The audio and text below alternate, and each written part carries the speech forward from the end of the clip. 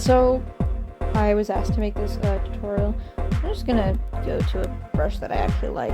This'll do. Actually this is better for examples. Fuck. So, for coloring in ibis, something I like to do is I like to lay down flats. I'm gonna just do the same doodle I made earlier, which involves going to the selection tool, the selection layer. Crazy, nobody ever uses that? Well, it's actually secretly your best friend. It's your neglected best friend that you never learned anything about, and is like super mysterious. Yeah. So you patch up all of the holes with the selection tool, and you bucket tool the outside. It's gonna make this mess, but just bucket tool it again. Bucket tool it again. It looks weird right here.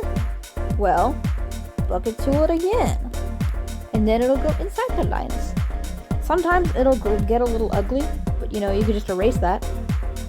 You can just clean it up. You can make it all nice, And then you hit invert. You throw a layer under there. You get your colors out,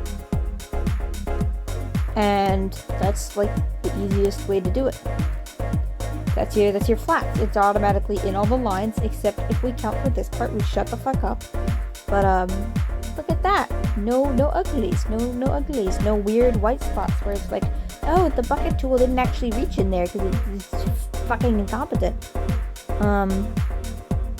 I'm just doing it really lazily right now. But if you have like clean line art with a nice brush, very some smooth and not like blurry on the outsides, it's going to work infinitely better. I just mean to use this to like accentuate, hey, even if you have a brush like this, you can still make it work. I'm getting off topic. Clipping layers, throw that on top. I either alpha lock the flats, or I throw clipping layers on top. Clipping layers are, technically nicer and, whatever, which is why I use them more often. But if you're simpler, alpha lock and just throwing everything on manually also works. It's just fine. Oh, something I like to do is you hit the special tool. It's usually set to liquify pen, which is all these things. But if you hit it and select lasso fill, it's literally just the lasso tool, but it automatically fills in, which is my favorite thing. It's beautiful. It's amazing. You can do fun stuff with it. It's great. I like it a lot. Off topic as usual. We love that. We live, we love, we lie. Is this no, that exists.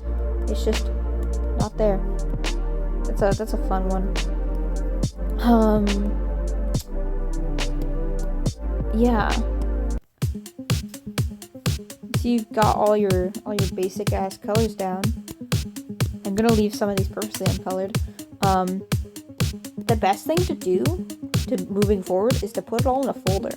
When you put things in a folder, oh yeah, I also greatly recommend blending modes. When you put things in a folder, everything on top of it is applied. I like to use darker colors when brightening things, because if you use something like white, you just kind of god particle it all and it gets like heaven. I don't particularly like that. And shading and like lighting with white feels kind of boring and nothing very. I can make a whole other tutorial on how to use black and white in ads and film layers. But that's another tutorial for another day. Oh yeah, if you're too lazy to use the blur tool and it just doesn't work and it's just falling and it's just fun, as it usually is, you can just use the moving blur filter. I like it a lot because it's good. Oh yeah, and if you're using something like linear burn and it's too dark, just tone down the layer. I usually keep it around like 30 to 40%. It's just what works for me. Evil grayscale. Sometimes I like to keep it just like that. Sometimes I like to have it a little bit, you know? A little bit in some direction. I'm always random. That's okay. Another thing I like to do is I like to throw a gradient over top. Throw that on. You can do soft light or overlay. I like these. These are cool. Alternatively, another thing I like to do is like to have it as the background. And then take your add layer and I take the colors from the background and I like apply them as lighting. There is proper terms for this. I'm literally just too lazy to think about them or bring them up.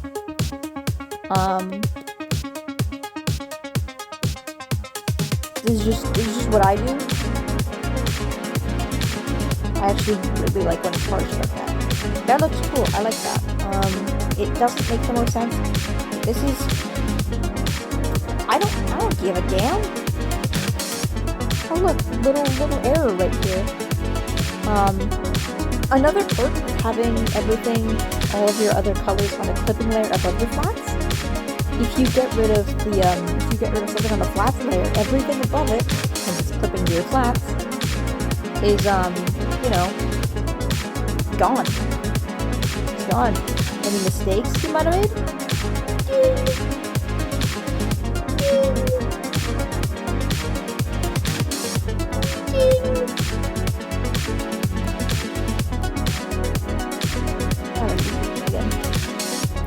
So that's kind of basically how it works. And the best part about doing all of this and having all this stuff applied to a layer or applied over a folder is that if you missed something, you can go back and correct it and it's still like automatically shaded. That's the fun part. That's the magic of it all. Grayscale does not have a tongue this shape, but I don't care. I like drawing it because it's silly. It's joyous. So I hope that helped.